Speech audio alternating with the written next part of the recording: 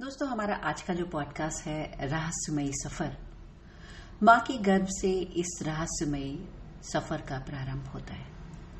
आँख खुलते ही बच्चा रो रो कर अपने उस पिता को ढूंढता है जो उससे कहकर गया था, तुम चलो, मैं तुम्हारे साथ हूँ।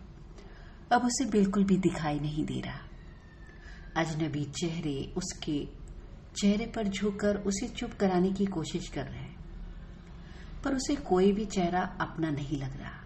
तभी वह अदृश्य चेहरा उस बालक को नजर आता है। अब उसके चेहरे पर मुस्कुराहट आ जाती है। आसपास के लोग बच्चे को मुस्कुराता हुआ देखकर खुश हो जाते हैं। उन्हें लगता है कि वह बच्चा उन्हें देखकर खुश हो रहा है, मुस्कुरा रहा है, पर ऐसा कुछ भी नहीं है। ईश्वर ने बच्चे के समक्ष अदृश्य रूप में उपस्थित होकर कहा, बच्चे, ये जीवन यात्रा तुमने ही शुरू करनी चाहिए थी। मैंने तुम्हें 100 गुण संपन्न करके भेज दिया है। जाओ, जाकर अपनी इस यात्रा को अब प्रारंभ कर दो। जब भी तुम्हें परेशानी हो, मुझे याद करना, मैं तुम्हारी साथ ही हूँ। कभी अपने आप को अकेला मत समझना। एक बात और याद रखना, ये सब मुझे नहीं देख सकते, पर तुम मुझे देख सकते हो। जानते हो क्यों? क्योंकि तुम्हारा मन बिल्कुल मेरी तरह साफ और पवित्र है। तुम जब भी मुझे आंख बंद करके दिल से याद करोगे, मैं तुम्हें हमेशा अपने आप को तुम्हारे नजदीक पहुंचा दूंगा और तुम मुझे महसूस कर सकोगे, क्योंकि मैं तुम्हारे दिल में ही रहता हूं। यहाँ तुम्हें कोई भी मेरे जैसा नहीं मिलेगा। तुम्हें सबको अपना बनाना पड़ेगा। उसके लिए मैंने तुम्हें 100 गुण संपन्न करके भेजा है।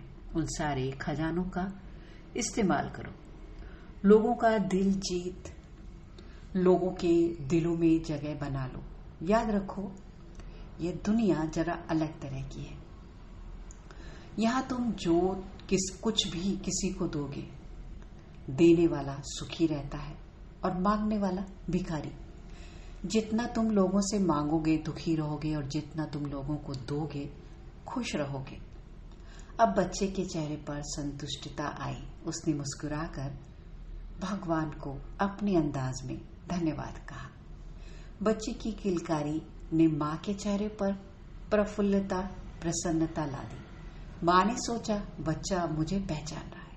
समय बीतता गया। बच्चा माता पिता परिवार के सभी लोगों में हिल मिल गया, और इस रहस्यमय सफर की यात्रा में चलते हुए उसे भगवान का भान भी नहीं रह गया कि वह कहाँ से आया था, कहाँ गया है, कहाँ जाना है। इन सारी बातों को भूल गया।